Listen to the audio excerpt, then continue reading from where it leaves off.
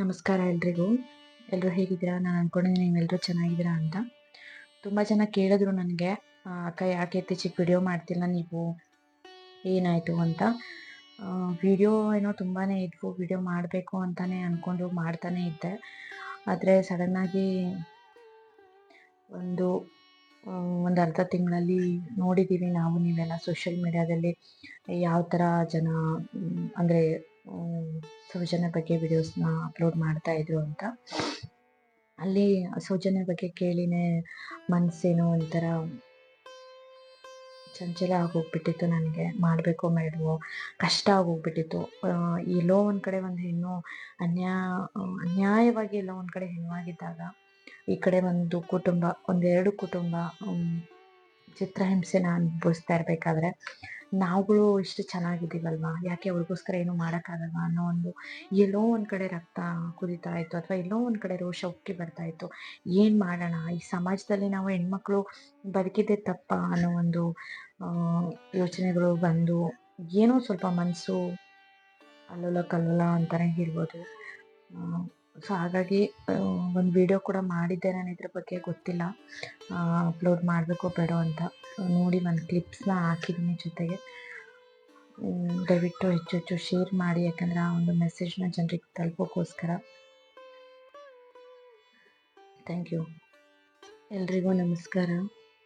ಎಲ್ಲರೂ ಚೆನ್ನಾಗಿದ್ದೀರಾ ಅಂತ ಅಂದ್ಕೊಂಡಿದ್ದೀನಿ. ಯಾಕೋ ಇತ್ತೀಚೆಗೆ ಸೋಷಿಯಲ್ ಮೀಡಿಯಾದಲ್ಲಿ ಬರೋಕ್ಕೆ ಮನಸ್ಸೇ ಇಲ್ಲ ನೋಡಿ.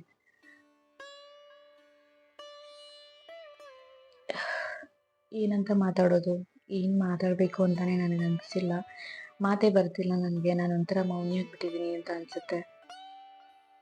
ಯಾಕೆಂತಂದರೆ ಸೌಜನ್ಯ ಬಗ್ಗೆ ನೀವಾಗಲೇ ನೋಡ್ತಿರ್ತೀರಾ, ಕೇಳಿರ್ತೀರಾ.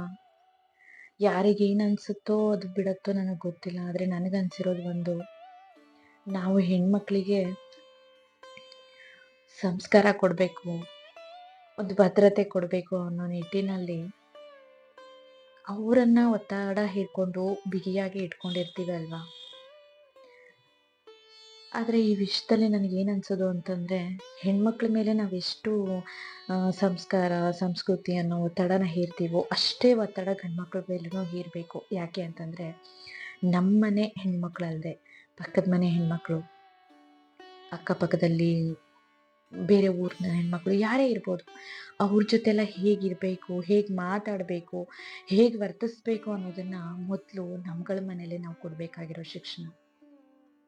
ಇದರಿಂದ ಅದೆಷ್ಟೋ ಇಂಥ ಒಂದು ಕೆಟ್ಟ ಕೃತ್ಯಗಳನ್ನು ನಾವು ತಡೆಗಟ್ಬೋದು ಅನ್ನೋದು ನನ್ನ ಒಂದು ನಂಬಿಕೆ, ನನ್ನ ಒಂದು ಅಭಿಪ್ರಾಯ. ಹಾಗಾಗಿ ನಾನು ಏನೇ ಹೇಳ್ತಿದ್ದೀನಿ ಇಲ್ಲಿ ಅಂತಂದರೆ, ಬರೀ ಹೆಣ್ಮಕ್ಳಿಗಲ್ಲ, ಗಂಡು ಮಕ್ಕಳಿಗೂ ಕೂಡ ಈ ಶಿಕ್ಷಣನ ಕೊಡಿ ದಯವಿಟ್ಟು. ಇದು ಎಲ್ರಿಗೂ ಕೂಡ ವಿಡಿಯೋ ನೋಡ್ತಿರೋ ಪ್ರತಿಯೊಬ್ಬ ವ್ಯಕ್ತಿಗೂ, ಪ್ರತಿಯೊಂದು ಕುಟುಂಬಕ್ಕೂ ನನ್ನ ಕಳಕಳಿಯ ವಿನಂತಿ.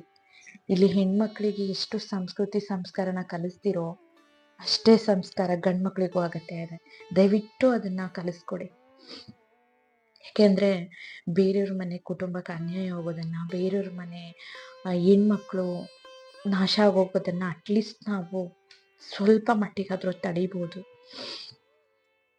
ಇಲ್ಲಿ ನಾನು ಯಾವುದೇ ಧರ್ಮ ಆಗಲಿ ಅಥವಾ ಜಾತಿ ಬಗ್ಗೆ ಆಗಲಿ ಅಥವಾ ಶ್ರೀಮಂತ ಬಡವ ಮೇಲು ಕೀಳು ಅನ್ನೋದ್ರ ಬಗ್ಗೆ ಮಾತಾಡ್ತಾ ಇಲ್ಲ.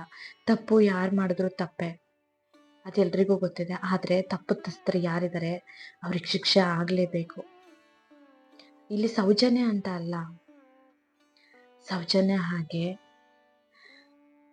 ಅನ್ಯಾಯ ಆಗಿರೋ ಹೆಣ್ಮಕ್ಳು ಅದೆಷ್ಟೋ ಇದ್ದಾರೆ. ಕೆಲವೊಬ್ರು ಪ್ರಾಣ ಕಳ್ಕೊಂಡ್ರೆ, ಇನ್ನೂ ಕೆಲವೊಬ್ರು ಮಾನ ಮರ್ಯಾದೆಗೆ ಹಂಚ್ಕೊಂಡು ಮನೆಯಿಂದ ಆಚೆ ಬರದೆ ಜೀವಂತವಾಗಿ ಸುಡ್ತಾ ಇದ್ದಾರೆ. ಒಂಥರ ಅವರು ಉಸಿರಾಡೋ ಸತ್ತ ಶವಗಳಾಗೋಗ್ಬಿಟ್ಟಿದ್ದಾರೆ ಮನೆಯಲ್ಲಿ. ನಮಗೂ ನಿಮಗೂ ಆಚೆ ಗೊತ್ತಿಲ್ಲ, ಆದರೆ ಅವ್ರುಗಳಿಗೆ ಮಾತ್ರ ಗೊತ್ತು. ಅಂಥವ್ರ ನೋವು ಏನು ಅನ್ನೋದನ್ನ ನಮ್ಮನೆ ಮಕ್ಕಳಿಗಾದ್ಮೇಲೆ ನಾವು ತಿಳ್ಕೊಬೇಕಾ? ಬೇಡ ಅಲ್ವಾ? ಇಲ್ಲೇ ಆಗಿದೆ, ಇಲ್ಲೇ ಮುಗ್ದೋಗ್ಲಿ, ಇಲ್ಲೇ ಕೊನೆ ಆಗ್ಬಿಡ್ಲಿ. ಇನ್ನೊಂದು ವಿಷಯ, ನಾನಿಲ್ಲಿ ನನ್ನ ದೊಡ್ಡಸ್ತಿಕೆ ಅಥವಾ ನಾನು ಒಳ್ಳೆಯವಳು ಅನ್ನೋ ಥರ ಹೇಳ್ತಾ ಇಲ್ಲ. ನಾನು ನನ್ನ ಮಗನಿಗೆ 2.5 ವರ್ಷಕ್ಕೆ ನಾನು ನರ್ಸರಿಯಿಂದ ಏನು ಅಡ್ಮಿಷನ್ನ ಮಾಡ್ತಾ ಇದ್ದೀನೋ, ಅಲ್ಲಿ ಪ್ರತಿಯೊಬ್ಬರಿಗೂ ಸರಿಗಾಗಲಿ ಟೀಚರಿಗಾಗಲಿ ಹೇಳಿರೋದು ಒಂದೇ ಮಾತು, ನನ್ನ ಮಗ ಡಾಕ್ಟರ್ ಆಗ್ಬೇಕು, ಇಂಜಿನಿಯರ್ ಆಗ್ಬೇಕು ಅನ್ನೋ ಯಾವ ಆಸೆನೂ ನನ್ಗಿಲ್ಲ ಮೇಡಮ್. ನನ್ನ ಮಗ ಏನಿದ್ರು ಸಮಾಜಕ್ಕೆ ಒಬ್ಬ ಒಳ್ಳೆ ಹುಡುಗ ಅನ್ಸ್ಕೋಬೇಕು, ಒಳ್ಳೆ ಮಾರ್ಗದರ್ಶಕ ಆಗಿರ್ಬೇಕು ಅನ್ನೋದು ನನ್ನ ಆಸೆ. ಹಾಗೆ ಬೆಳೆಸ್ಬೇಕು, ಅವನ್ನ ಒಳ್ಳೆ ಸಂಸ್ಕಾರ ಕೊಡಿ ಸಾಕು ನನ್ಗೆ ಅಂದೆ. ಅಷ್ಟೇ, ನಾನ್ ಮನೇಲೂ ಕೂಡ ಹಾಗೆ ಬೆಳೆಸಿರೋದು, ಹಾಗೆ ಇರ್ತೀನಿ. ಗೊತ್ತಿಲ್ಲ ಈ ಒಂದು ಮೆಸೇಜ್ ಎಷ್ಟು ಜನರಿಗೆ ಇಷ್ಟ ಆಯ್ತು, ಎಷ್ಟು ಜನರಿಗೆ ನಿಜ ಅನಿಸ್ತು, ಎಷ್ಟು ಜನರಿಗೆ ತಲುಪ್ತೋ ನನಗೆ ಗೊತ್ತಿಲ್ಲ. ಆದ್ರೆ ದಯವಿಟ್ಟು ಹೆಚ್ಚು ಹೆಚ್ಚು ಶೇರ್ ಮಾಡಿ. ಯಾಕೆ ಅಂತಂದ್ರೆ ಪ್ರತಿ ಗಂಡ್ಮಕ್ಳಿಗೂ ಕೂಡ, ಪ್ರತಿಯೊಂದು ಮನೇಲಿರೋ ಕುಟುಂಬದ ಗಂಡ್ಮಕ್ಳಿಗೂ ಕೂಡ ನಮ್ಮ ಸಂಸ್ಕೃತಿಯ ಸಂಸ್ಕಾರದ ಅರಿವು ಮೂಡಿಸ್ಬೇಕು. ಆ ಶಿಕ್ಷಣದ ಅಗತ್ಯ ಅವರಿಗಿದೆ. ಹಾಗಾಗಿ ಹೆಚ್ಚು ಹೆಚ್ಚು ಶೇರ್ ಮಾಡಿ.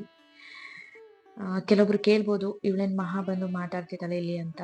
ಹೌದು, ನಾನೇನು ಯೂಟ್ಯೂಬರ್ ಅಲ್ಲ. ಆದ್ರೆ ನಾನೊಬ್ಳು ಪಬ್ಲಿಕ್ ಆಗಿ, ನಾನೊಂದು ಹೆಣ್ಣಾಗಿ ಮಾತಾಡೋದು ಅನಿವಾರ್ಯ, ಧ್ವನಿ ಎತ್ತೋದು ಅನಿವಾರ್ಯ. ಯಾಕೆ ಅಂತಂದ್ರೆ ಟಿವಿಯಲ್ಲಿ ಒಂದನ್ನ ತಗೊಂಡು ದಿನದ 24 ಗಂಟೆನೂ ಒಂದನ್ನೇ ಹೇಳಿ ಬೆಳಗಿಂದ ಸಾಯಂಕಾಲವರೆಗೂ ಕೊರಿಯೋ ಟಿವಿ ಚಾನೆಲ್ಗಳು ಎಲ್ಲ ಬ್ಯುಸಿಯಲ್ಲಿದ್ದಾರೆ ಅಲ್ವಾ. ಅದಕ್ಕೋಸ್ಕರ ನಾನು ಮಾತನ್ನ ಹೇಳಕ್ ಬಂದೆ. ಗೊತ್ತಿಲ್ಲ ಈ ವಿಡಿಯೋ ನಾನು ಮಾಡಿರೋದು ಎಷ್ಟು ಸರಿ ಎಷ್ಟು ತಪ್ಪು ಅಂತ. ಆದ್ರೆ ನನ್ನ ಈ ಒಂದು ಅನಿಸಿಕೆ ಸರಿಯಾಗಿ ಇದೆ ಅನ್ನೋದು ನನ್ನ ಒಂದು ಅಭಿಪ್ರಾಯ. ಇಲ್ಲಿ ನಾನೇನಾದ್ರೂ ಯಾರಿಗಾದ್ರೂ ತಪ್ಪಾಗಿ ಮಾತಾಡಿದ್ರೆ ದಯವಿಟ್ಟು ಕ್ಷಮೆ ಇರ್ಲಿ. ಯಾಕೆ ಅಂತಂದ್ರೆ ನಾನು ಮೊದ್ಲೇ ಹೇಳ್ದೆ, ಮನ್ಸೇ ಸರಿ ಇಲ್ಲ. ಏನ್ ಮಾಡ್ತಿದೀನಿ, ಏನ್ ಮಾತಾಡ್ತಿದೀನಿ ಅಂತ ನನಗ್ ಗೊತ್ತಿಲ್ಲ. ಹಾಗಾಗಿ ಧನ್ಯವಾದ.